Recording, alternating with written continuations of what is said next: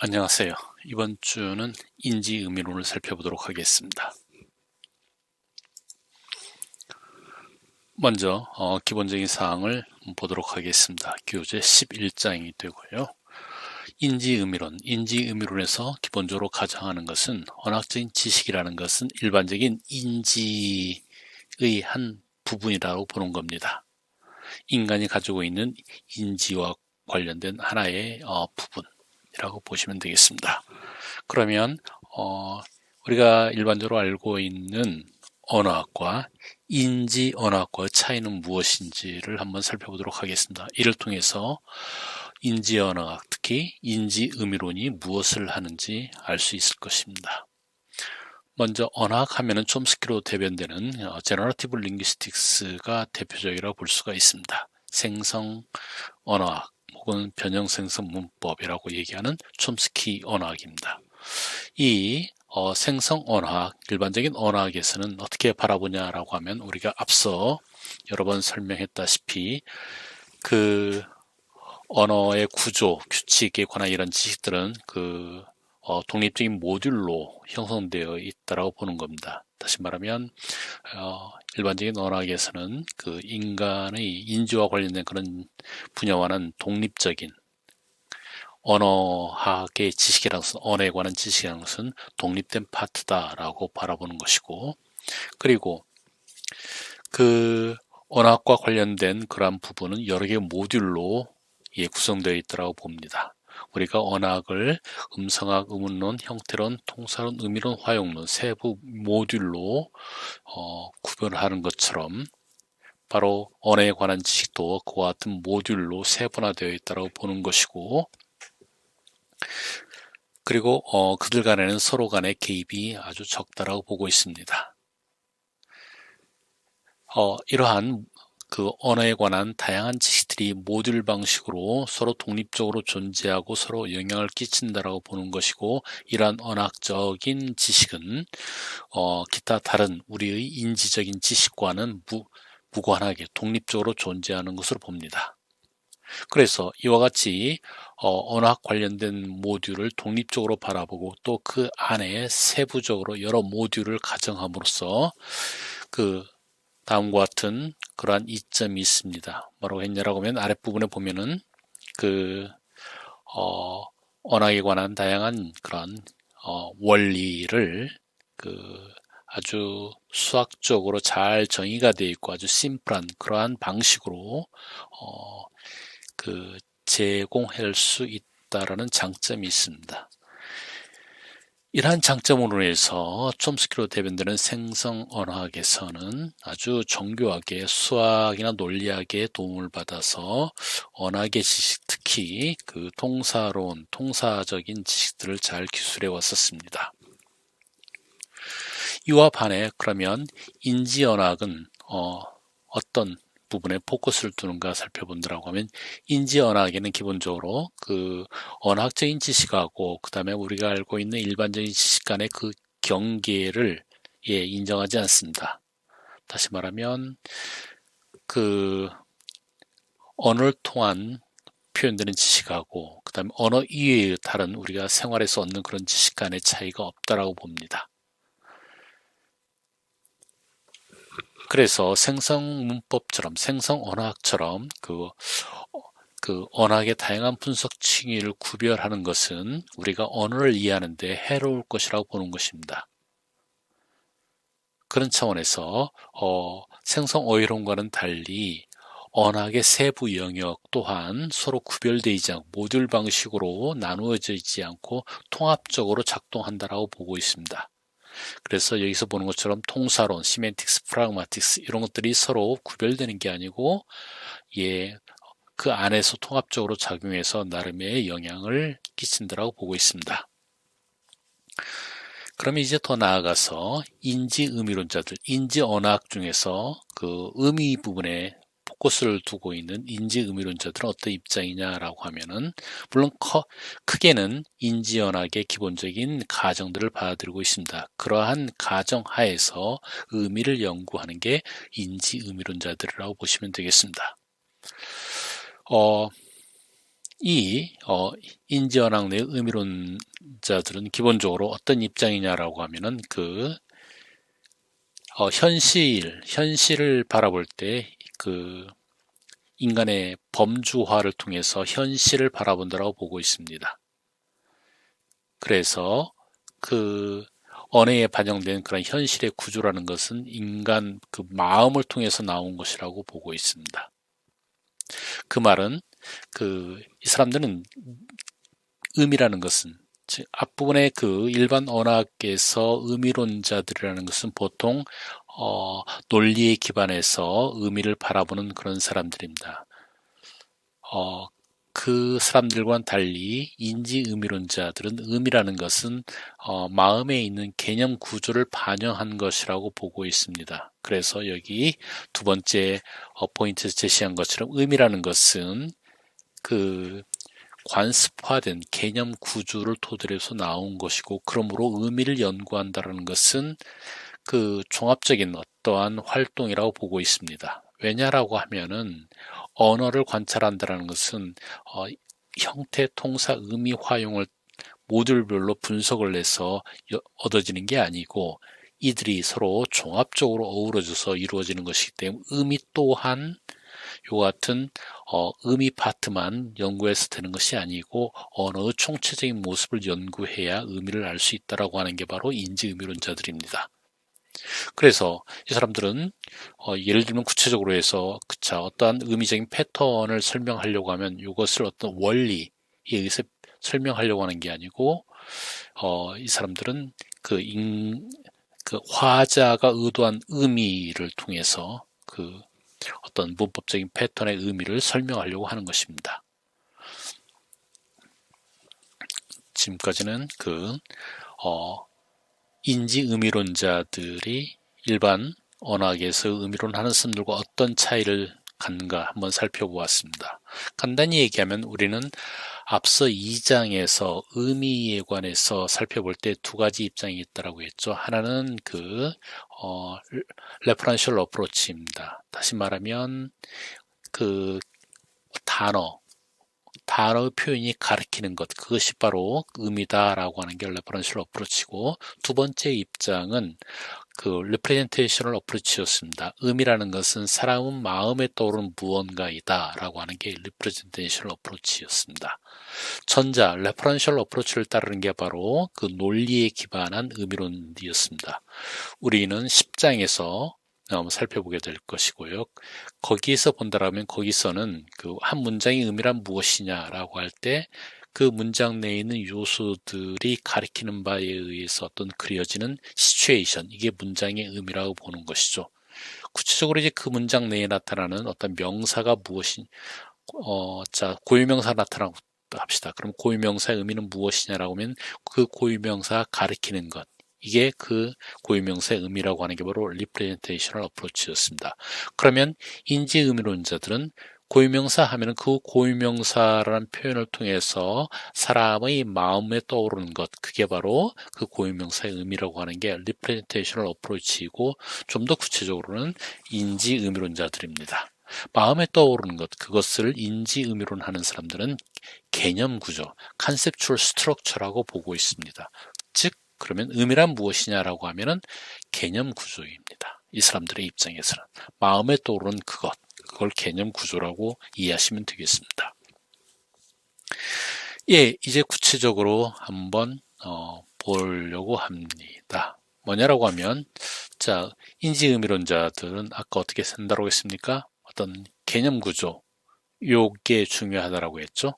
그래서 이 사람들의 백그라운드는 뭐냐라고 하면 의미 구조라는 것은 사람들이 세계에서 성장해가면서 혹은 일상생활을 해나가면서 어떤 다양한 경험을 갖는데, 그런 경험을 통해서 어떤 마음속에 멘탈 캐테고리, 어떤 구조 혹은 범주 이런 게 형성이 되고, 이러한 경험으로부터 형성된 범주를 기반으로 해서 어떤 의미 구조가 만들어진다고 봅니다. 기본적인 입장은 뭐였습니까? 인지의미론은 단의 의미라는 것은 우리 마음속에서 떠오르는 개념 구조라고 했습니다. 그럼 개념 구조는 어떻게 만들어지냐라고 하면 여기 제시된 바와 같이 우리가 생활해 가면서 얻은 경험으로부터 어떠한 범주들을 만들고 그 범주들에 의해서 개념 구조가 만들어진다라고 생각하시면 되겠습니다. 그래서 이러한 기본적인 입장을 취한다라고 하면, 그렇다면 우리는 의미론을 인지 의미론에서 의미론을 한다라는 것은 다음과 같은 구체적인 방법들을 가지고 있습니다. 첫 번째는 전통적인 범주에 관한 전통적인 그러한 생각을 버려야 되는 것이고, 그 다음에 우리 경험을 통해서 다양한 어떠한 범주들이 이제 만들어지는데, 그러한 우리 몸 속으로 만들어지는 그런 과정을 인정해야 되는 것이고요. 그 다음에 세 번째는 뭐냐라고 하면, 그렇기 때문에 순수한 단어가 표현하는 지식하고 우리가 일상생활에서 얻는 지식 간의 차이가 없습니다. 그런 결과를 갖고 오는데, 이제 하나씩 한번 살펴보도록 하겠습니다. 먼저 첫 번째 보게 될 것은 무엇이냐라고 하면,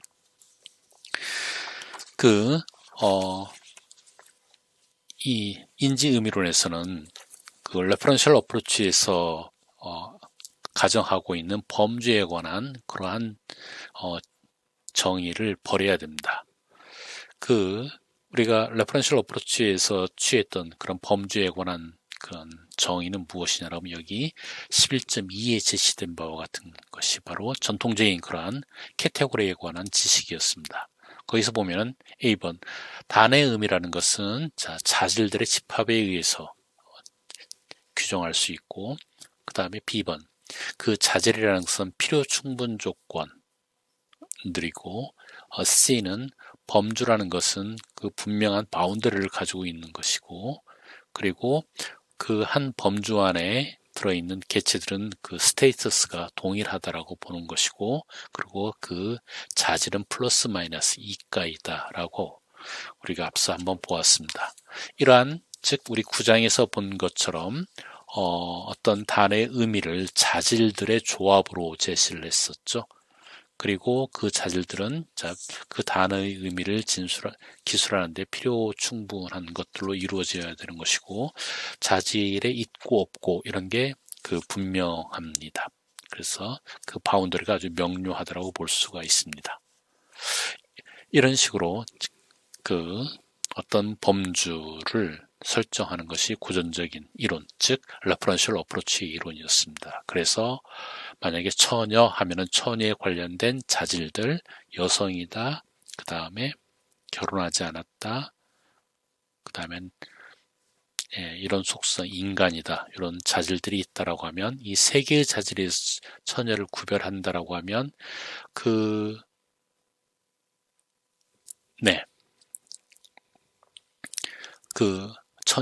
처녀이고 아니고 이건 분명한 바운더리가 있는 것입니다.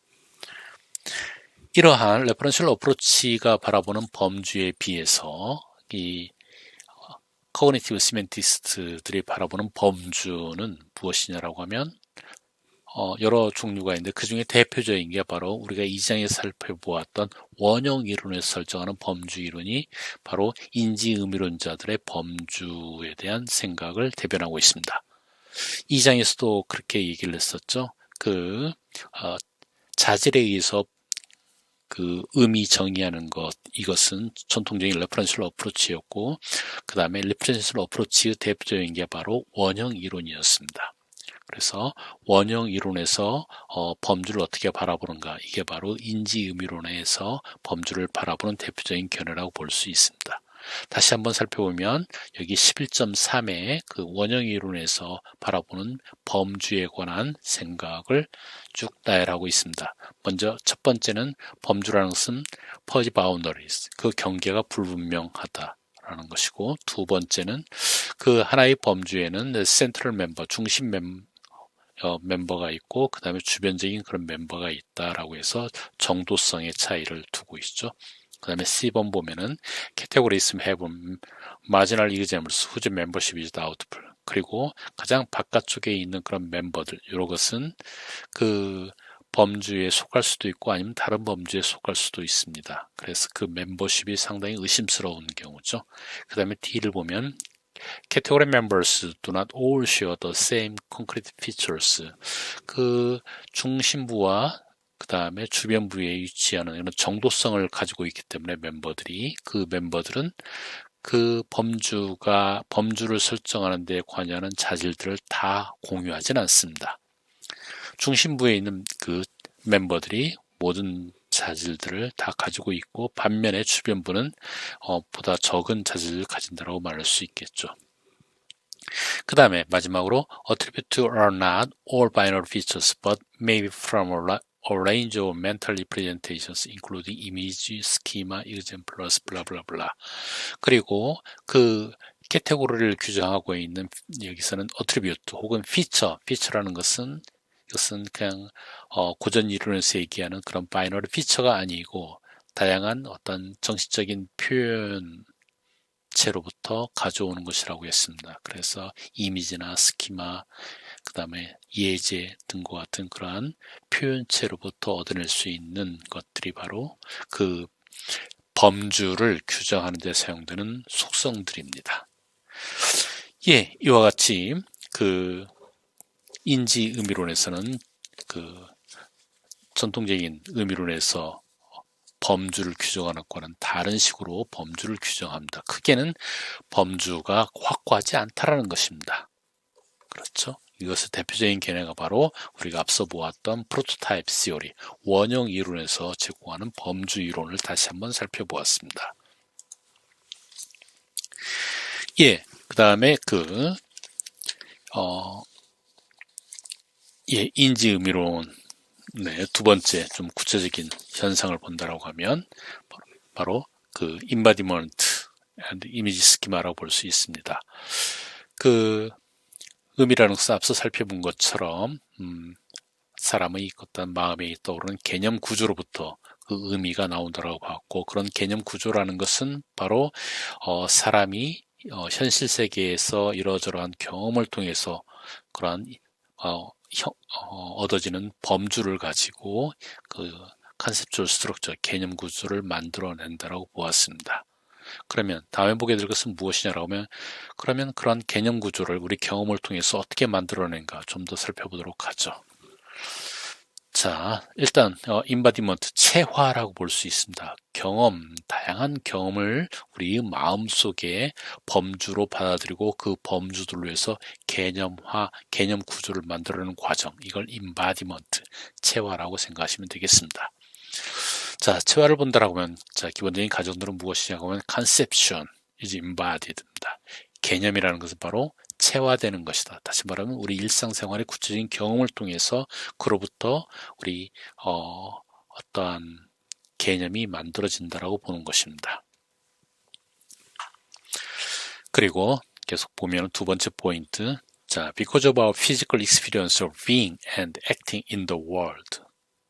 자, 이 세계에서 그 존재하고 행동하고 하는 다양한 우리 물리적인 그런 경험으로 인해서 you form vague conceptual structures which you then use to organize thought across a range of more abstract domain. 그러한 다양한 경험을 통해서 우리는 어떤 기본적인 개념 구조를 형성한다라고 했죠. 그리고 이 개념 구조를 통해서 바로 우리의 생각을 오거나이즈 할 수 있는 것입니다. 우리가 아까 얘기했던 바로 그것입니다. 즉, representational approach에서 의미라는 것은 우리 마음에 떠오르는 conceptual structure, 개념 구조를 가지고 우리 의미를 표현하는데, 그럼 그 개념 구조는 어떻게 나오냐라고 하면 방금 보았다시피 우리가 일상생활에서 얻는 그런 경험을 통해서 이러한 개념 구조를 형성할 수 있다고 했습니다. 자, 한 예를 한번 보도록 하겠습니다. 그 예가 무엇에 대한 예냐라고 하면 경험을 통해서 우리 마음속에 들어와 있는 개념 구조가 어떤 모습일까라는 것입니다. 즉, embodied conceptual structure예요. 요걸 그 한 예가 바로 이미지 스키마입니다. 이미지 스키마. 다시 보면은, 자, a primitive level of conceptual category underlying metaphor and which provide a link between bodily experience and higher cognitive domains such as language. 자, 이 이미지 스키마 혹은 우리 체화된 개념 구조라는 것, 그것은 바로 우리 bodily experience입니다. 우리 몸이 직접 경험한 것, 이거하고 그 다음에 어떤 상당히 고차적인 인지적인 영역의 어떤 지식, 여기서는 언어라고 보고 있습니다. 언어하고 연결시켜주는 역할을 하는 것이 바로 그 개념 구조라고 했죠. 그 개념 구조의 하나로서 지금 이미지 스키마라는 것을 존슨 87년에서 여러 종류의 그러한 이미지 스키마를 제시하고 있습니다. 하나의 개념 구조의 일종으로서 그것의 한 두 가지만 살펴보도록 하겠습니다. 예, 먼저 보게 되는 것은 컨테인먼트 스키마라고 해서 다음 맨 아랫부분에 보면은 그림 11.1에 이런 그림이 하나 그려져 있습니다. 이게 일종의 컨셉추얼 스트럭처라고 생각하시면 됩니다. 여러 종류의 그런 개념 구조가 있는데 그 중에 하나가 바로 이런 모습이라고 존슨 87에서 제시하고 있습니다. 요 이름을 컨테인먼트, 용기 도식이라고 제시하고 있어요. 그러면 자, 이 그림을 자세히 보면 어떻게 되어 있냐고 하면 이 그림은 동그라미가 하나 있는 것이고요. 그렇죠? 예, 동그라미가 하나 있고 그 다음에 그 안에 X로 표시되어 있는 어떤 개체 하나가 존재하는 것입니다. 존재하는 것이죠. 예, 이걸 좀 더 도식적으로 분석을 해본다라고 하면 일단 용기가 있고 그 안에 개체가 존재하는 것이고 개체 엘리멘트입니다. 이 엘리멘트는 그러니까 이렇게 표현되어 있지만은 이 컨테이너, 즉 용기 안에 있을 수도 있고 밖에 있을 수도 있습니다. 그리고 이 동그란 원, 이 컨테이너 용기인데 이 용기가 또 보다 큰 용기 안에 포함되어 있다라고 하면 그러면 이 용기 안에 포함되어 있는 X라는 개체는 보다 큰 또 용기 안에 또 속해 있는 것입니다. 다시 말하면 그 포함 관계에 의해서 작은 용기에 포함된 개체는 그보다 더 큰, 그를 포함한 더 큰 용기 안에도 포함되어 있다라고 얘기할 수 있는 논리적인 속성인 이행적 속성을 지니고 있다라고 얘기할 수 있습니다. 여튼 이러한 컨테인먼트 도식은 우리 경험을 통해서 우리가 다양한 경험을 통해서 이런 도식을 얻을 수 있는데 예를 들면 다음과 같은 경험들입니다. 거기 컨테인먼트 스키마라는 것은 이로부터 유도된다. 즉 우리 몸 신체의 일부를 어떤 컨테이너로 느낀 그런 경험들이 있죠. 다시 말하면 음식물을 내 몸 안에 가지고 있는 경우, 내가 음식물을 먹는 경우, 이런 경우는 우리는 그런 경험을 이와 같은 도식으로 표현할 수도 있습니다. 동그란 원이 컨테이너가 나의 몸이고 X라는 게 음식물이라고 생각할 수 있죠. 혹은 from experience of being physically locate ourselves within boundary location, 어떤 테두리가 있는 어떤 공간 내에 우리 자신이 놓여 있던 그런 경험을 통해서 우리는 또 이러한 스키마를 만들어낼 수도 있습니다. 전형적인 게 예를 들면 우리 강의실 안에 우리가 혼자 존재한다라고 합시다. 그러면 이 컨테이너가 강의실이고 X가 바로 자기 자신 개체가 되는 것이죠. 아니면 우리는 어떤 그 오브젝트를 컨테이너 안으로 집어넣는 그런 경우도 있죠. 박스 안에 어떤 물건을 담는 경우, 그런 경우는 어떻습니까? 박스 안에 물건을 딱 놓았을 때 그것은 이 박스는 컨테이너가 되고 이때 어떤 물건, 책이라는 물건은 오브젝트 X에 해당되는 것이죠. 이러저러한 경험을 통해서 우리는 이것 조금 일반화시키면 다음 11-1에 제시된 바와 같이 어떤 컨테이너가 하나 있고 그 안에 혹은 밖에 X라는 개체가 놓여있는 이러한 도식을 우리 마음속에 그려낼 수 있는 것이고 그게 바로 컨셉추얼 스트럭처입니다. 이 컨셉추얼 스트럭처를 통해서 우리는 언어의 의미를 표현할 수 있다고 보는 것입니다. 예를 들면 구체적으로 언어를 보도록 합시다. 다음과 같은 예문 The ship is coming into view. 자, 배가 시야에 들어오고 있다라는 것이죠. 이 같은 그 문장의 의미는 바로 이런 컨테인먼트, 쉐마, 스키마 이걸 활용해서 표현할 수 있는 것입니다. 즉 컨테이너, 여긴 나의 그 시야가 되는 것이고 그 안에 지금 X에 해당되는 게 바로 ship, 배가 되는 것이죠. 예. 이러한 그 도식을 통해서 우리는 The ship is coming into view라는 문장의 의미를 이해하게 된다는 것입니다. 아니면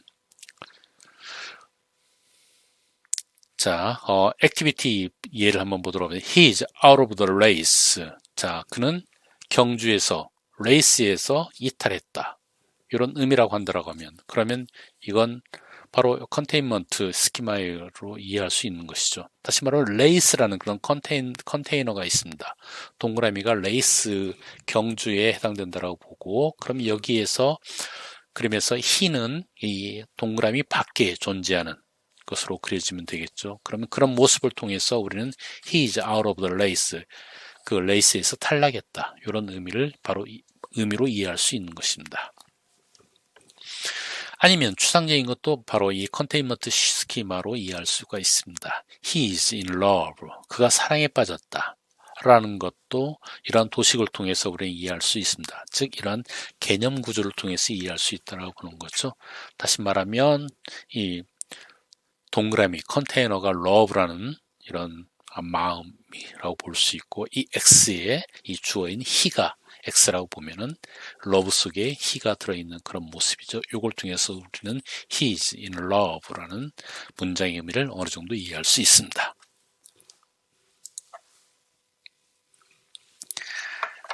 예, 다음은 패스 스키마. 다시 말하면 그 어떤 통로죠. 통로 스키마를 상정할 수 있습니다. 이런 패스 스키마 같은 경우는 또 우리 여러 경험을 통해서 이런 패스 스키마를 만들어낼 수 있는 것이죠. 예를 들면 여기서 제시된 바와 같이 우리는 그 세계 주위를 돌아다니거나 아니면 다른 개체가 움직이는 거 이런 걸 보고서 바로 11-2에 제시된 바와 같은 이런 패스 스키마를 우리는 상정해 볼 수가 있습니다. 이 패스 스키마를 좀 더 자세히 본다라고 하면 일단 A로 표시되어 있는 우리는 스타팅 포인트가 있는 것이고요. 그 다음에 B로 표현된 방향을 표시한 그런 엔드 포인트가 있는 것이고 그리고 A와 B를 끊임없이 연결한 그런 선이 있는 것입니다. 이걸 패스 스키마로 우리 마음에 이런 컨셉추얼 스트럭처를 그려볼 수 있는 것입니다. 즉 우리는 어떤 지점에서 출발을 해서 그 다음에 계속 연결되어 있는 어떤 길을 따라서 목표점 B를 향해 나아가고 있는 이러한 그림, 이러한 컨셉추얼 스키마, 컨셉추얼 스트럭처로서 패스 스키마를 상정해 볼 수가 있는 것입니다. 이러한 패스 스키마를 통해서 우리는 그래서 문장의 의미를 이해해 볼 수 있는데 예를 들면 10번에 제시되어 있는 것처럼 A번 He's writing a PhD thesis and he's nearly there. 자, 그는 박사학위 논문을 쓰고 있고 거의 거기에 도달하고 있다. 라는 문장. 이 문장의 의미를 우리는 패스 스키마를 통해서 어느 정도 이해할 수 있습니다. 다시 말하면 A점은 학위 논문 쓰기 시작하는 점이 될 것이고 지금 그 통로에 해당되는 노상에 he가 위치하고 있는 것이죠. 그리고 B는 박사학위 논문 완료의 시점이 될 것입니다. B 가까이에 지금 he가 위치하고 있는 그런 모습을 우리는 상정해 볼 수가 있습니다.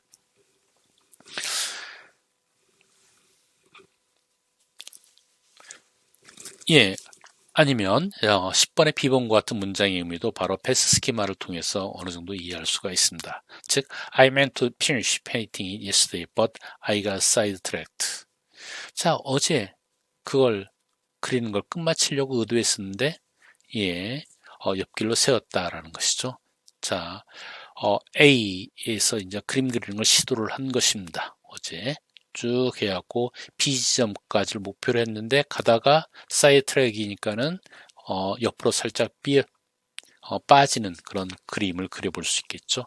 바로 패스 스키마를 토대로 해서 우리는 그 B번의 의미를 어느 정도 그려낼 수가 있습니다. 예, 이와 같이 지금까지 두 가지 예를 살펴보았는데, 바로 이게, embodied conceptual structure, 체화된 개념 구조라고 볼 수 있는 것입니다. 이런 개념 구조를 통해서 우리는, 언어의 의미를 어느 정도 이해할 수 있다는 게 바로 인지의미론자들이 주장하는 바입니다. 예, 그 다음에 인지의미론의 좀 더 구체적인 세 번째 사항으로서는 이 사람들은 언어적인 지식하고, 즉 언어를 통해서 표현된 지식과 그 다음에 일반적인 경험을 통해서 얻어간 다양한 종류의 백과사전적 지식을 구별하지 않는다라고 했습니다. 이러한 것은 당연한 것이죠. 왜 그러냐면 우리가 앞서 의미라는 것은 개념 구조를 통해서 얻어진다라고 했는데, 그 개념 구조가 바로 그 경험을 통해서 얻어진 그러한 다양한 그러한 도식, 다양한 범주, 이것들을 결합해서 만든 것이 바로 개념 구조였습니다. 그리고 그런 개념 구조에서 의미가 나오는, 단어의 의미가 나오는, 혹은 문장의 의미가 나오는 것이기 때문에 언어로 표현된 의미하고 그 다음에 경험을 통해서 얻어낸 그러한 지식들하고는 구별할 수가 없는 것이죠. 서로 연결되는 것이기 때문에요. 그런 의미에서 즉 앞서 살펴본 포인트하고 연결되는 파트인데, 여기에서는 그러니까 기본적인 가정이 뭐냐라고 하면 언어로 표현된 지식과 그 다음에 일반적인 그런 백과사전적 지식 간의 경계가 없는 것입니다. 없고, 그 다음에 단어란 게 뭐냐라고 하면은 그러한 개념 구조를 형성하는 범주들이 언어로 표현된 게 단어다라고 생각하시면 되겠죠. 그러면 그 질문을 던질 수 있는 게 뭐냐라고 하면, 단어로 표현된 그러한 지식하고 다른 경험을 통해서 얻은 지식 간에 어떤 관계가 있냐라고 본다라고 하면, 바로 어떤 것이라고 볼 수 있냐면 사람들마다 여기에 관해서는 다릅니다. 랑가커 87년에서는 다음과 같이 주장합니다. 레시컬 컨셉, 다시 말하면 언어로 표현된 그러한 개념, 요걸 통해서 우리는 non-linguistic conceptual domain, 언어로 표현되지 않은 다른 그런 의미들을 파악해 갈 수 있다라고 보는 것이 랑가커의 입장입니다. 반면에 에반스 같은 경우는 뭐라고 했냐고 하면, 그 레시컬 컨셉, 다시 말하면 그 언어로 표현된 그러한 의미, 이것은 바로 그 레시컬 라리지하고 제너럴 라지를 통합시켜주는 그러한 어떤 과정을 드라이브한다, 과정을 촉진시킨다라고 하고 있습니다. 그 말은 무슨 말이냐면, 언어로 표현함으로써 언어로 표현함으로써 그 안에는 언어가 가지고 있는 지식하고 그 다음에 경험을 통해서 얻는 지식, 이런 것들이 다 안에 들어있다라고 보는 것입니다.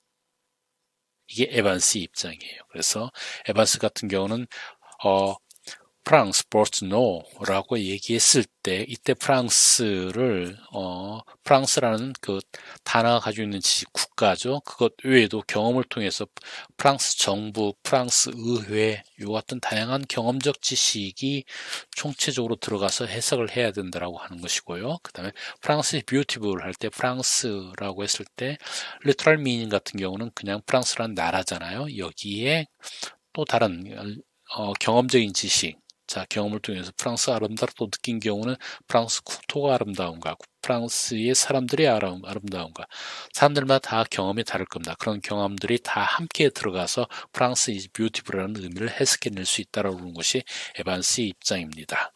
에반스의 입장이 좀 더 그럴듯하죠. 여튼 여기에서 지금 설명하려고 하는 것은 무엇이냐라고 하면, 언어를 통해서 표현하는 지식하고 그 다음에 언어 이외에 우리가 경험하는 지식과는 그렇게 분명히 나눠지지 않는다라고 보는 것입니다. 나눠지지 않는다라고 보는 것이고, 그래서 우리가 어떤 단어나 문장의 의미를 해석할 때 에반스 입장을 따른다라고 하면, 그 문장을 해석할 때는 그 단어의 의미도 들어오지만은 우리가 경험을 통해서 얻은 지식도 그 안에 들어가서 그 문장의 의미를 총체적으로 해석한다라고 이해할 수가 있습니다.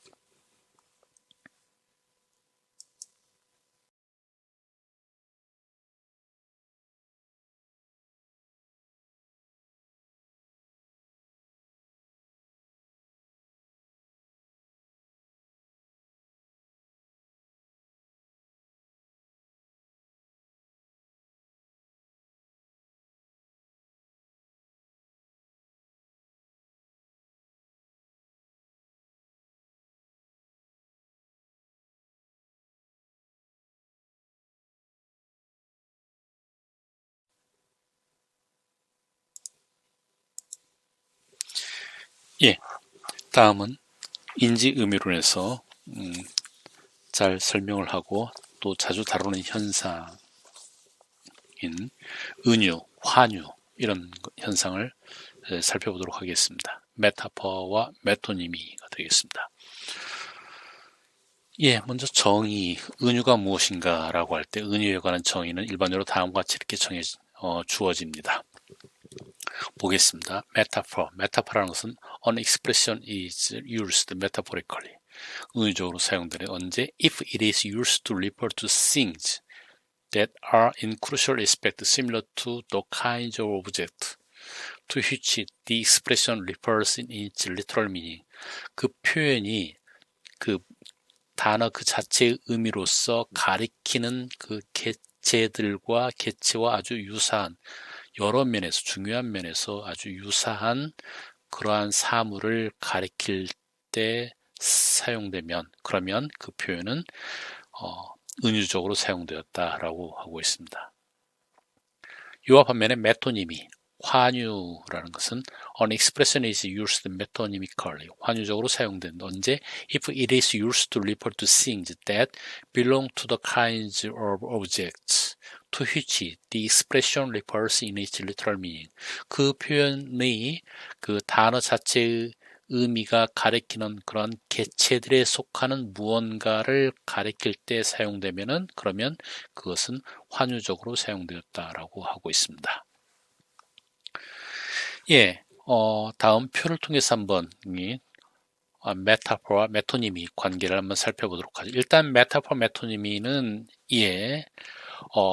의미가 변화되는 의미를 전이시키는 그런 과정입니다. 달리 해석하는 것입니다.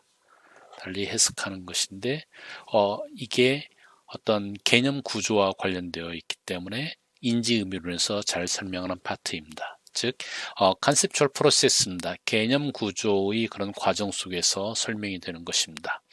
그리고 은유나 환유 같은 경우는 maybe, 컨벤셔널라이즈입니다. 어느 정도 관례화되어 있습니다. 다시 말하는 사람들 사이에 어느 정도 패턴화되어 있다는 것입니다. 어떻게 사용해야 될지 그 언어권에서 그 구성원들 사이에 어느 정도 약속이 되어 있는 그러한 사용 모습입니다. 그 다음에 use to create 세 번째 포인트로서 new lexical resource in language예요. 다시 말하면 새로운 단어 이런 걸 만들 때도 메타포나 메토니미를 사용할 수가 있습니다.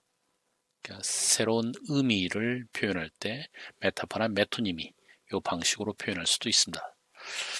그 다음에 네 번째 포인트는 show the same dependence on real world knowledge or cognitive frames. 자, 메타포나 메토니미는 아까 conceptual process라고 했죠. 첫 번째 포인트에서. 그렇기 때문에 이게 어떤 그 인지 구조와 관련돼서 설명되는 것이 있고, 그러면 인지 구조라는 것은 그 사람의 경험을 통해서 만들어지는 거라고 했죠. 경험이라는 것은 real world knowledge예요. 그래서 메타포나 메토님이라는 것은 실제 우리 경험을 반영해서 해석되는 현상들입니다. 그 다음에 다섯 번째 포인트로서 the same terminology can be used. 자, 메타포 메토니미를 좀 더 이론적으로 설명할 때는 그 타겟 소스라고 하는 그런 용어들을 사용합니다. 둘 다 그런 용어를 사용해서 설명할 수가 있습니다. 차이는 무엇이냐라고 할 때 그러면 메타포는 마지막에 보면은 mapping across conceptual domains, 도메인과 도메인, 두 다른 도메인들을 서로 매핑하는 게 연결시켜주는 게 메타포 은유입니다. 반면에 메토니미는 within a single domain이에요. 그 하나의 도메인 내에서 그 부분 전체 간의 관계에 의해서 부분 전체를 매핑시켜주는 그런 관계에 의해서 나타나는 것이 바로 메토니미, 환유라고 생각하시면 되겠습니다. 다음 예를 보도록 하겠습니다. 다음 기억, 얘는 그는 왼쪽 두뇌를 다쳐 기억력이 떨어지고 말이 어눌하게 됐다. 여기에서 두뇌는 그 literal meaning입니다. 그 사전 속에 나와 있는 의미를 그대로 가져와야 되죠. 반면에 니은, 최근 들어 해외로 고급 두뇌 유출이 심각하다. 이 경우는 일종의 환유에 해당됩니다. 환유. 그리고 디귿, 기획실은 이 회사의 두뇌이다. 이것은 은유에 해당됩니다. 니은과 디귿, 환유와 은유인데요. 이걸 아래 그림을 통해서 보면 좀 더 그 차이가 두드러집니다. 먼저 디귿, 은유를 보도록 하겠습니다. 은유는 두 개의 영역을 매핑 시켜주면서 나오는 것이라고 했죠. 그래서 여기서 보면은 이 회사의 두뇌이다. 이게 은유인데, 두뇌는 사람 영역에서 두뇌가 있고 다른 신체 부분이 있습니다. 이 사람 영역하고 그 다음에 기획실, 이건 회사지 않습니까? 그래서 회사의 영역하고 서로 매핑 시켜주는 거예요. 그래서 두뇌라고 한다라고 하면 사람에서 가장 중요한 부분이기 때문에 이걸 회사에서 가장 중요한 부분인 기획실과 매핑을 시켜줍니다. 그래서 기획실은 이 회사의 두뇌이다 라고 했을 때 기획실이 이 회사에서 가장 중요한 부분이다. 이렇게 해석할 수 있는 것입니다. 두뇌가 사람의 영역에서 가장 중요하기 때문에 그렇습니다. 반면에 환유는 니은 예를 다시 보도록 하죠. 최근 들어 해외로 고급 두뇌 유출이 심각하다. 요 문장에서 보면은 그림 좌편의 그림입니다. 이건 하나의 영역입니다. 사람이란 하나의 영역에서 보면 여러 요소가 있습니다. 그 중에서 지금 이 문맥상 포커스를 받고 있는 게 바로 두뇌입니다. 그래서 이 두뇌, 요걸 인재로, 포커스 가장 중요한 것으로 지금 드러났기 때문에 이것을 인재로 해석하게 되는 것입니다. 이와 같이 환유와 은유는 그 매핑 관계, 두 영역에서 일어나는 것이 하나의 영역에서 일어나는 것에 따라서 차이가 있다고 볼 수 있겠습니다. 그럼 좀 더 구체적으로 메타퍼와 메토니미를 하나씩 살펴보도록 하죠. 먼저 메타퍼 은유입니다.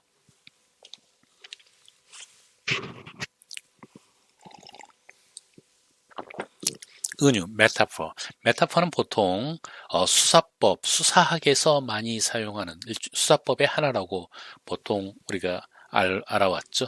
그래서 문학적 은유라고 해서 문학 작품 속에서 혹은 특히 시 이런 데서 많이 사용하는 그러한 수사법으로 피구라티브 랭귀지였습니다. 수사법으로 알아왔습니다. 여기서 기본적인 그런 방법은 뭐냐고 하면 리semblance, 유사성을 포착하는 거예요. 그래서 유사한 다른 것으로 비유해서 표현하는 것이 바로 은유라고 했죠. 그래서 여기에서는 어떻게 해석하냐라고 하면 한 컨셉에서 다른 컨셉으로 그 컨셉이 한 컨셉이 가지고 있는 프로퍼티를 다른 컨셉으로 전이시켜서 해석하는 것입니다. 이것은 고난의 바다, 잔인한 운명의 투석기, 내 마음은 호수요 등과 같은 것인데 고난의 바다,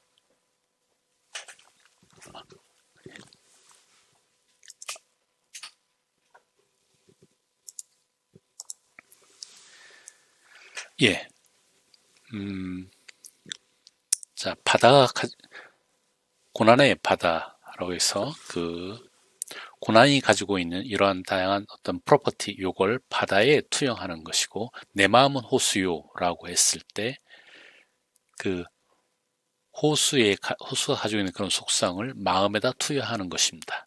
이런 것이 바로 은유가 가지고 있는 기본적인 속성이라고 볼 수 있겠습니다.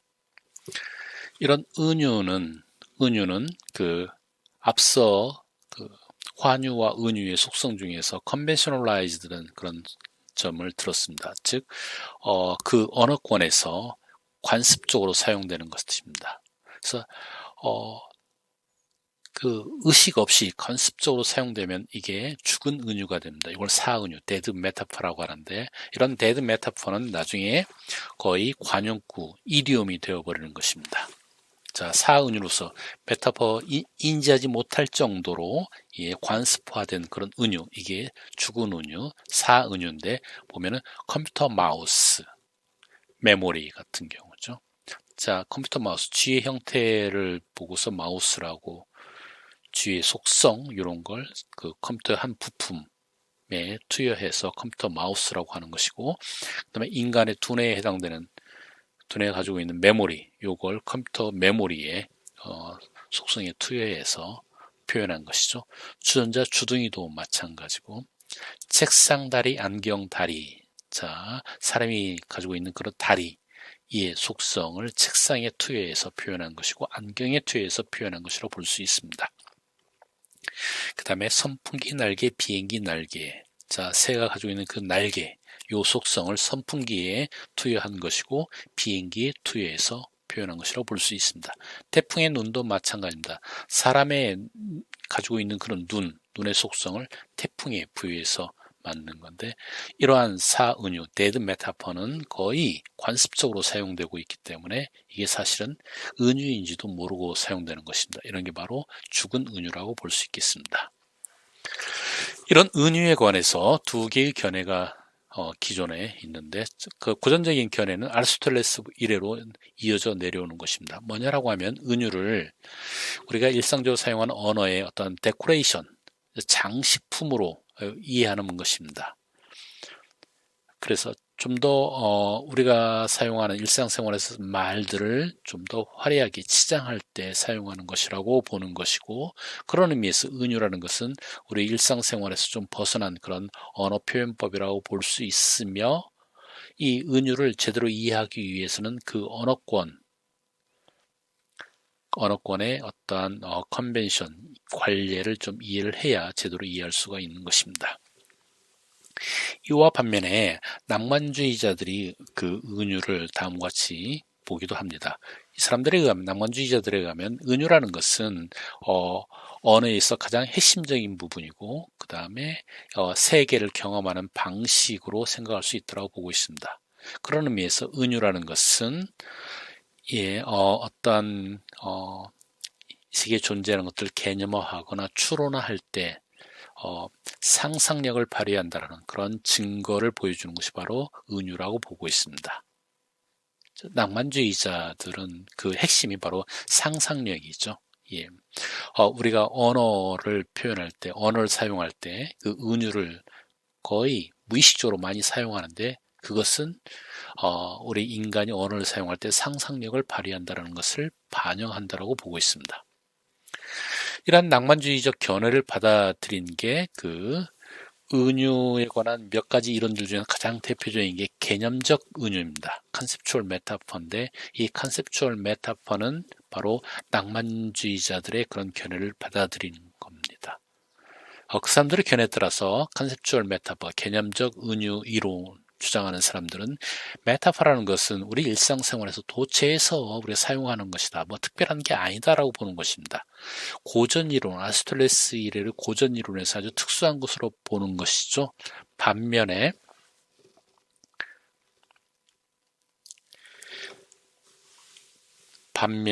그 낭만주의자들은 아주 일반적인 것으로 바라보고 있습니다. 그리고 이런 낭만주의자들의 견해를 그 개념적 은유 이론에서 그대로 채용하고 있고, 또한 그 낭만주의 견해에 따라서 이 개념적 은유 이론가들은 은유라는 것은 바로 세상을 생각하고, 세상에 대해서 생각하고 세상에서 이야기할 때 아주 중요한 그런 수단이라고 보고 있습니다. 은유라는 것은 우리가 언어에서 자주 사용되는 것이기 때문에 그렇게 보고 있습니다. 이 개념적 은유 이론가들의 제시하는 패턴은 이렇습니다. A는 B이다, 이런 패턴을 주로 사용하고 이런 걸로 그 은유가 나타난다고 보고 있습니다. 이때 A는 타겟이고요, B는 소스라고 보고 있습니다.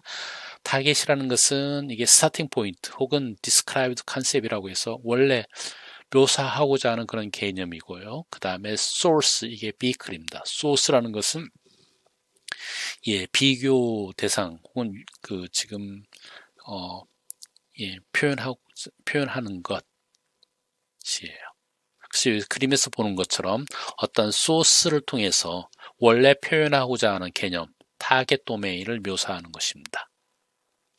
소스가 비글이 되는 거, 비글, 이런 표현을 통해서 그 타겟을 묘사하는 것입니다. 이런 개념적 은유는 크게 보면은 한 3가지 정도 유형이 있다라고 보고 있습니다. 그 유형을 한번 살펴보도록 하겠습니다. 첫 번째 유형이 구조적 은유, 스트럭처럴 메타퍼입니다. 여기에서는 그 소스가 타겟에 대해서 보다 상대적으로 풍부한 어떤 지식 구조를 제공함으로써 그 타겟이 소스 수준으로 구조화되는 것을 말하고 있습니다. 예를 들면 토론 전쟁이다 라고 하는 그런 개념적 은유를 통해서 은유가 실현되는 그런 예들을 보면은, 여기서 보면은 토론이 공격하다, 방어하다와 같은 어떤 전쟁 용어를 통해서 개념화되고 있습니다. 이때 전쟁이라는 것은 우리가 실제 경험을 통해서 매우 익숙한 개념이기 때문에 그러한 경험이 토론에 그대로 적용돼서 토론의 세계를 정밀하게 구조화시켜줄 수가 있습니다. 그 외에도 그 시간은 공간이다 라고 하는 그러한 개념적 은유에 의해서 우리는 그 시간의 개념을 좀 더 상세하게 구조화시킬 수 있습니다. 예를 들면 내일은 시간이 빈다, 대기 시간이 길다, 이런 예들을 통해서 보아다시피 추상적인 시간이라는 개념이 우리가 공간이라고 하는 어떤 구체적인 경험이 가지고 있는 구조를 통해서 좀 더 구체적으로 구조화될 수 있는 것입니다. 다음 두 번째 개념적 은유의 유형으로서는 존재론적 은유, 온톨로지컬 메타포가 있습니다. 이 존재론적 은유는 추상적인 어떠한 타겟에 대해서 사물이나 실체나 그릇과 같은 그런 소스를 통해서 표현되는 어떤 존재론적 지위를 부여하는 것입니다.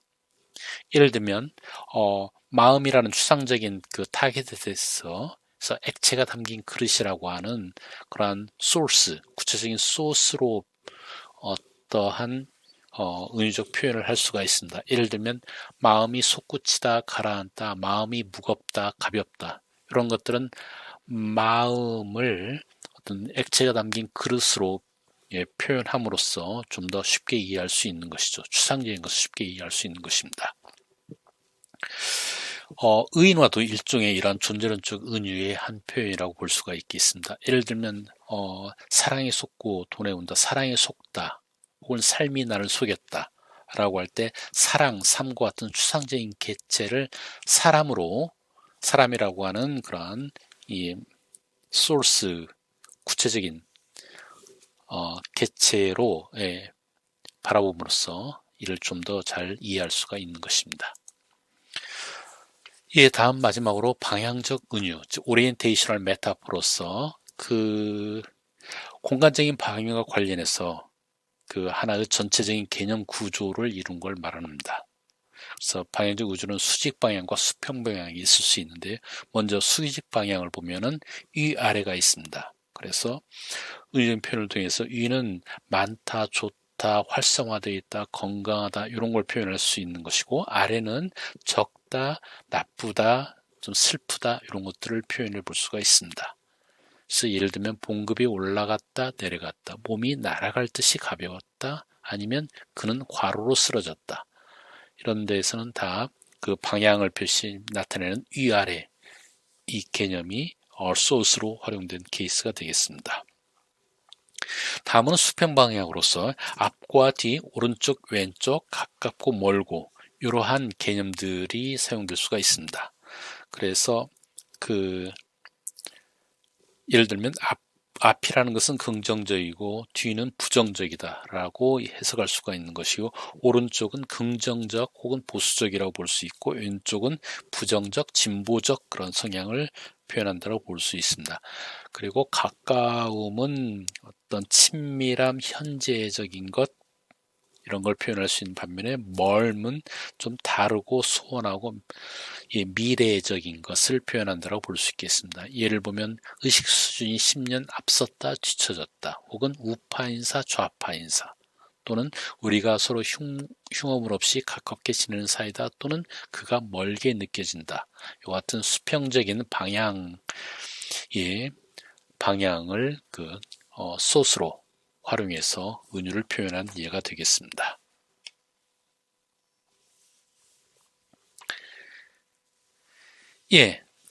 다음은 우리 교재에 나와 있는 것처럼 그 은유의 특징들을 한번 살펴보도록 하겠습니다. 우리가 얘기했다시피 은유라는 것이 일단 첫 번째 들 수 있는 게 컨벤셔널리티입니다.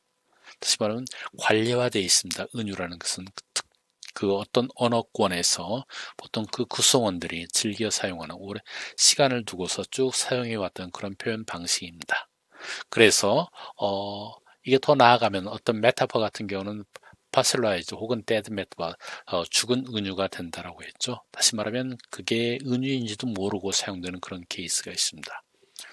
또 하지만 이와는 달리 그 메타포를 통해서 좀 더 또 새로운 것들을 표현하는 그런 경우들도 있죠. 예. 두 번째 특징으로서는 체계성을 줄 수가 있습니다. 메타퍼라는 것은 어떠한 하나의 이해에만 적용되는 어떤 특수한 어떤 표현 방식이 아닙니다. 이것은 여러 종류의 적용할 수 있는, 그러니까 여러 개체들에게 적용할 수 있을 정도로 어떤 은유 패턴이 만들어졌다라고 하면 그 안에는 체계성이 존재한다고 볼 수가 있습니다. 그래서 예를 들면 삶과 죽음, 요걸 도착과 출발이라고 이렇게 본다라고 하면 도착과 출발이라고 하는 그런 속성으로 해서 삶과 죽음에 비견되는 다양한 그런 개체들을 은유적으로 표현할 수가 있는 것입니다. 예. 즉, 은유라는 것은 한두 가지 이해를 통해서 즉석으로 만들어진 게 아니고 그 은유 패턴은 여러 이해들을 통해서 어떤 그 속성의 전이가 어느 정도 확인되어 있기 때문에 체계화되었고 그래서 앞으로도 계속 이용될 가능성이 많은 것입니다. 그 다음에 세 번째 그 특성으로서는 아시메트 비대칭을 들 수가 있죠. 우리가 보았다시피 그 소스하고 타겟으로 해서 매핑이 한 방향으로 이루어지는 것이죠. 여기서 보면은 인생은 여행이다 라고 할 때 여행이라고 하는 그런 소스 요거 그 다음에 라이프 타겟으로 매핑되는 그런 관계 즉 단방향으로 매핑이 이루어집니다. 그 다음에 그 추상화 단계, 다시 말하면 우리는 그 소스라고 하는 구체적인 이런 물을 통해서 보다 추상적인 타겟을 표현하는 것입니다. 그렇죠? 그런 의미에서는 어떤 추상화, 이걸 하나의 특징으로 들 수가 있습니다. 즉, 보다 추상적인 타겟을 표현하기 위해서 보다 그 구체적인 것을 표현하는 소스를 이용해서 표현하고 있는 것이죠. life is journey에서 life는 추상적인 그런 타겟인 반해서 journey는 보다 구체적인 소스가 되는 것입니다. life is journey 그런 패턴을 취하고 있는 다양한 예들을 우리는 36번에서 볼 수가 있습니다. 거기 보면 the person leading a life is a traveler. 인생을 이끄는 그 사람이 바로 여행자이다. His purpose, destination. destination, 목적지. The means for achieving purposes are route 등등과 같이 다양한 여행의 개념을 통해서 우리는 추상적인 인생, 삶 이것을 묘사하고 있습니다.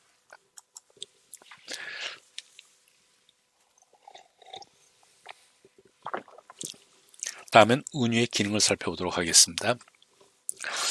은유는 첫 번째로 인지적 도구의 역할을 한다고 볼 수가 있습니다. 시간을 아껴 쓰다, 시간을 낭비하다 이런 데서 보는 것처럼 은유를 통해서 우리의 생각을 언어로 표현해주는 방식일 뿐만 아니라 사물에 대해서 사고하는 방식을 보여줍니다.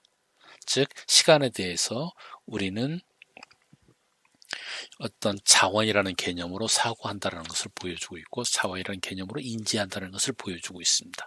그런 의미에서 인지적 도구라고 볼 수 있습니다. 그 다음에 두 번째는 은유는 추론 기능을 한다고 볼 수가 있습니다. 예를 들면 다음과 같은 그러한 표현에서 야구가 소설이라고 하면 축구는 시다라고 했을 때 우리는 그 소설과 야구는 시간 제한이었고 그 숨고르는 대목이 있다는 점에서 어느 정도 유사성이 확보가 됩니다. 한편 축구와 시는 시간적인 제약을 받으면서 형식이 다양하고 형식이 단순하고 아무나 실을 쓸 수 없다는 점에서 유사성이 확보된다. 이러한 그 내용상의 유사성을 추론할 수 있다라는 그런 추론 기능을 갖고 있다는 게 또 하나의 기능이라고 볼 수 있습니다. 세 번째로 은유는 의사소통적 기능을 가진다라고 볼 수 있습니다. 여기는 세 가지 기능인데 일단 첫 번째로서는 은유는 그 전달하기 어려운 개념을 표현할 수 있다는 점에서 표현 불가능 가설이라고 부르는 이런 식으로 설명할 수 있습니다. 예를 들면 우리는 추상적인 사랑에 빠졌다, 사랑이 뜨겁다와 같은 표현을 통해서 좀 더 구체적으로 표현할 수가 있는 것이죠. 추상적인 이런 개념을, 이런 은유를 사용하지 않으면 표현이 상당히 어렵겠죠. 두 번째는 압축성 가설로서 은유가 글자 그대로 표현으로는 복잡하고 장황해지는 설명을 간결하고 명료하게 표현해주는 기능을 가지고 있다고 볼 수 있습니다. 예를 들면 전기는 흐르는 물이다 라고 표현함으로써 사실은 전기가 실제 작동하는 방식을 전문 용어를 통해서 쭉 설명을 해야 되는데 이와 같이 전기를 흐르는 물이다 라고 함으로써 우리는 아주 단순하게 이해할 수 있는 것입니다. 혹은 컴퓨터가 바이러스에 감염되다라고 같은 이와 같은 은유 표현을 사용함으로써 우리는 실제는 바이러스에 감염되는 그 과정이 상당히 복잡하고 이해하기 어려운데 이것을 바이러스에 감염되다라고 표현함으로써 우리는 간단히 이해할 수가 있게 되는 것입니다. 그 다음에 마지막으로 선명성 가설이 있습니다. 이것은 은유라는 것은 우리가 주관적인 경험을 글자 그대로 표현보다 더 풍부하고 생생하고 생생한 영상으로 전달해주는 기능을 가지고 있다고 볼 수 있습니다. 그래서 예를 들면 여기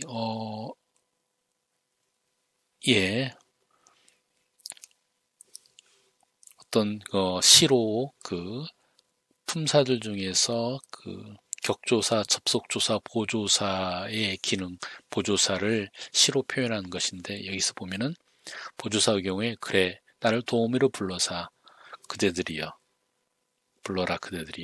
내 있어 누구라도 빛날 수만 있다면 피라도 아깝지 않고 흘리리라 보조사. 이걸 통해서 보조사를 일종의 사람으로 비유해서 은유적으로 표현함으로써 우리는 어떤 좀 더 풍부하고 상세하고 생생한 어떤 영상을 만들어낼 수가 있는 것이죠. 이와 같은 은유의 기능을 가지고 있다고 볼 수 있겠습니다. 다음은 메토니미, 환유를 한번 살펴보도록 하겠습니다. 환유는 동일한 영역, 하나의 영역 내에서 그 근원과 목표 간에 일어난 어떤 정신적인 사상이라고 간단히 표현할 수가 있습니다.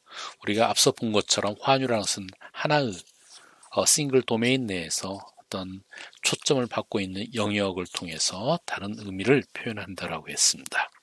이게 환유였고요. 즉 여기서 두 번째 보면은 근원, 즉 참조점이 그 소스가 되는 게 아주 지각상 현저한 개념적 실체로서 덜 현저한 실체의 정식적 접근을 허용한다라고 되어 있습니다. 그 도메인 내에서 현저한 어떤 개체, 여기에 이것을 가지고 그 다른 덜 현저한 실제를 표현하는 것입니다. 방법은 유형은 두 가지입니다. 작은 부분, 두드러진 작은 부분을 가지고 전체를 표현하거나 아니면은 두드러진 전체를 가지고 그 내용을 표현하거나 확대 지칭, 축소 지칭이라고 볼 수 있습니다. 이 소스가 되는 게 확대 지칭에서는 부분입니다. 부분을 통해서 전체를 표현하고 아니면 축소 지칭에서는 그 소스가 되는 게 전체입니다. 그걸 통해서 보다 작은 부분을 표현하는 겁니다. 영화계에 새 얼굴이 등장했다. 얼굴을 통해서 새 인물을, 사람을 묘사하고 주전자가 끓고 있다라고 이런 전체를 통해서 주전자에 물이 끓고 있다. 그 내용물, 부분을 묘사하는 것입니다. 이게 메토니미 환유입니다. 이 환유는 보시다시피 아주 다양한 그러한 패턴들이 있습니다. 자, 영어에 우리 교재에 나와 있는 영어 예를 한번 보도록 하면 part for whole입니다. 부분을 통해서 전체를 묘사하는 케이스. There are a lot of new faces in the squad. 자, new face 얼굴인데 새로운 인물, 사람을 가리키는 거죠. 그 다음에 whole for part Germany won the World Cup. 자, 독일이 월드컵 우승했다. 사실은 독일 국가대표 축구 선수죠. 부분.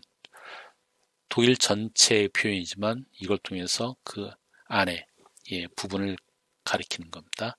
Container for concrete content. I don't drink more than 2 bottles. 2병 이상을 마시지 않는다라고 할 때 bottle, 그 안에 남아있는 예를 들면 맥주 혹은 술을 의미하겠죠. bottle 컨테이너지만은 여기서 의미하는 바는 그 안에 있는 컨텐츠입니다. 내용물입니다. 아니면 material for object예요. 자, she needs a glass. 이 glass, 유리가 아니고 유리잔을 얘기하는 거죠. 오브젝트를 표현하는 겁니다. 다음 producer for product예요. She always wear Stella McCartney.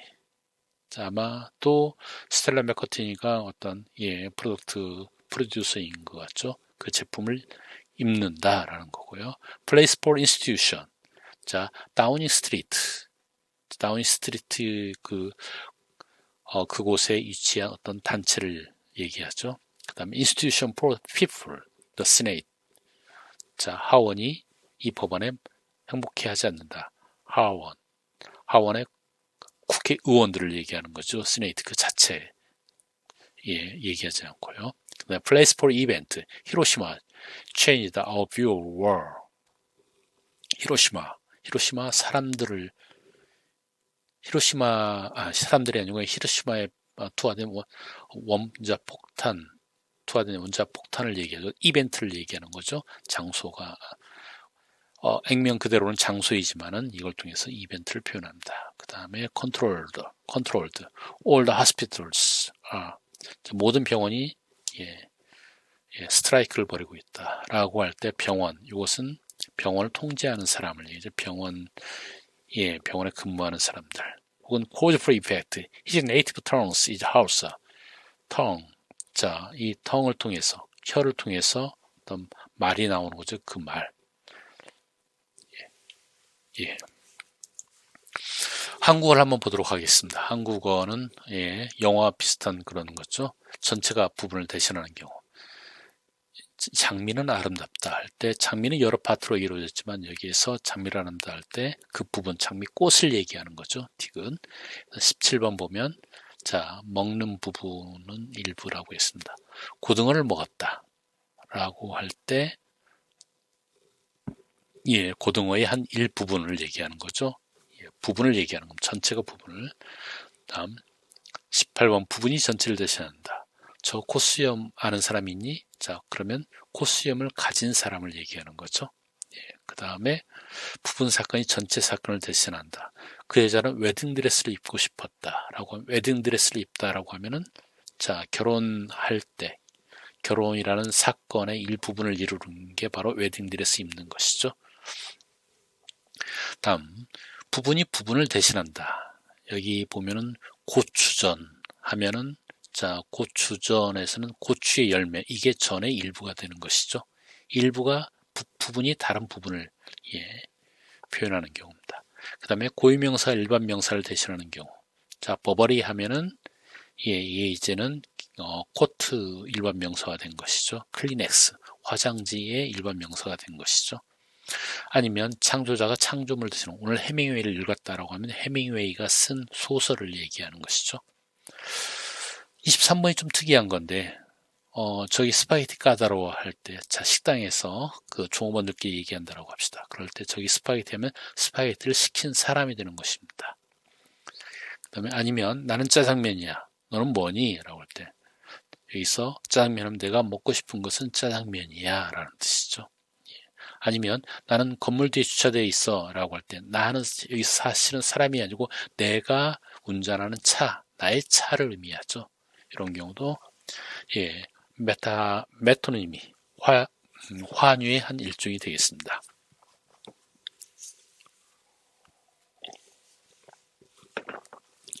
그 환유의 기능을 한번 살펴보도록 하겠습니다. 환유는 어떤 기능이 있는가 할 때요. 은유와 마찬가지로 일단 인지적인 그런 도구로 쓰인다라고 볼 수 있습니다.